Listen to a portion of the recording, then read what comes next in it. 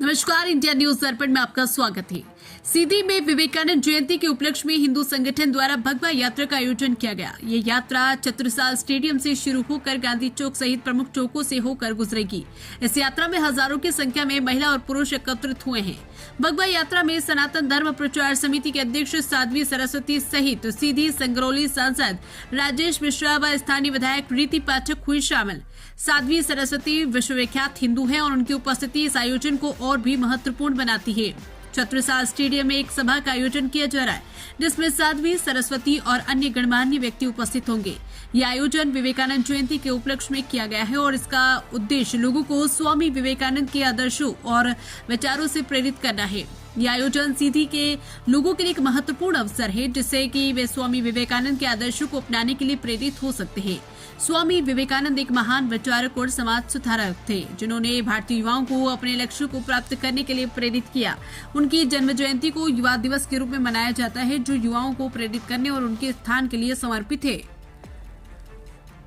India news दर्पण के लिए डिविजनल हेड प्रवेश कुमार शुक्ला की रिपोर्ट। आपको लाइनें समझ में आई है जो मैंने बताया, waqf by donor, waqf by user, वो दोनों ही गैर संवैधानिक है। आप ट्रिब्यूनल कोर्ट में किसी व्यक्ति को डिस्ट्रिक्ट कोर्ट नहीं पता, किसी व्यक्ति को सुप्रीम कोर्ट नहीं पता, वो व्यक्ति ट्रिब्यूनल कोर्ट कहाँ ढूंढने जाएगा जो देश में 10-20 ही है। तो आप मुझे बताइए, एक तो इसमें संशोधन की बात नहीं है, इसको सरकार चलाए अपने नियमों के अनुसार, पहली बात। और अगर नहीं ऐसा चलाती तो उसका खंडन करती है हम।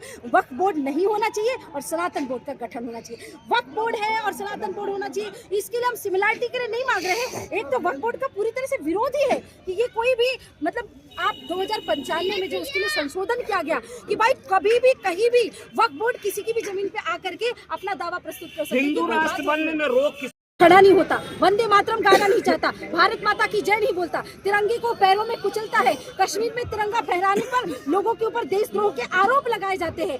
अगर ऐसे मुसलमानों को आप शांति दूत बनाते हैं, ऐसे मुसलमानों को आप शांति दूत की बात करें, बाकी जिन हिंदुओं की आप बात करते हैं, कनाडा जैसे देशों में, लंदन जैसे देशों में जहाँ पर अभी रिसेशन चल रहा है, वहाँ के हिंदुओं के बिजनेसेस के कारण वहाँ की इकोनॉमी अभी बची हुई है। लंदन के ऐसे बहुत सारे व्यापारी हैं वो हमेशा मुझे कहते हैं, अगर यहाँ का 5% हिंदू व्यापारी अपने रेस्टोरेंट और सारी चीजें बंद करके आ जाए ना, तो शायद लंदन में जिस प्रकार का रिसेशन चल रहा है उसकी गिरावट में 4-5% कहीं न कहीं इसके लिए आपने नहीं लगता कि उनको सबको वापस बुला लेना चाहिए, यहाँ हिंदुओं की संख्या भी बढ़ेगी। बिल्कुल सही कहा आपने, पहले यहाँ से मुसलमानों को बुलाया भेजा जाए, वहाँ के जो हिंदू है ना वो बहुत शांति और अमन के साथ भेजा जाए। ये तो यहाँ के स्थानीय निवासी है।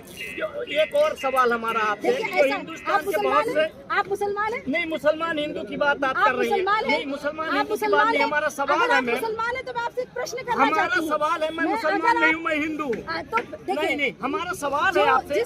दिखाया जब हम कहते थे कि राम मंदिर बनाएंगे तो लोग कहते थे, ताली मारते थे कि मंदिर वहीं बनाएंगे, परंतु कल ही का वो दिन था जब 1 वर्ष पूर्ण हुए प्रभु श्री राम लला की प्राण प्रतिष्ठा। हमारे आज के युवाओं को जो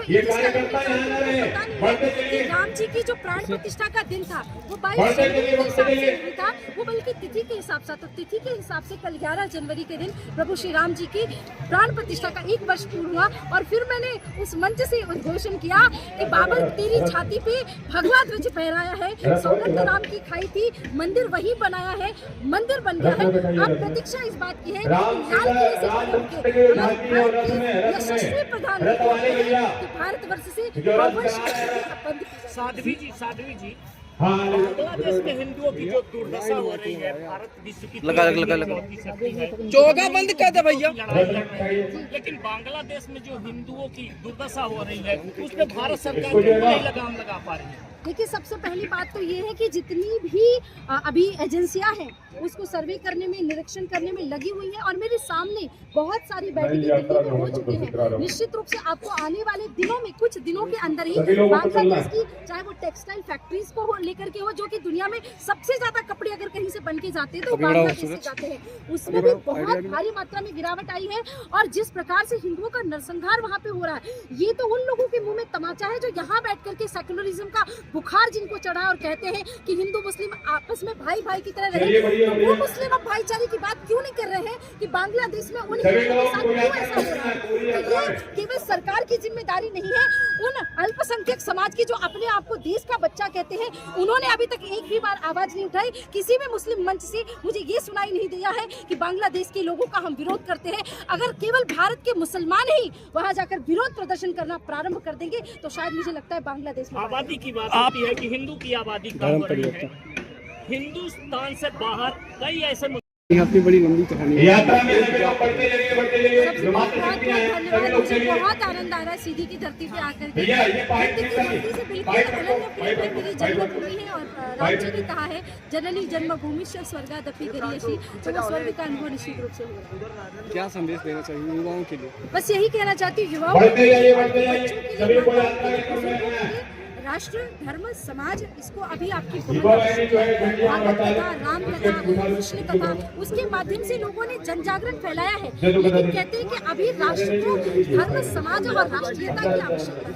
तो चाहे युवा हो, भाई हो, बहन हो, माताएं हो, अभी सबको कमर कस के राष्ट्र धर्म के लिए कार्य करना चाहिए।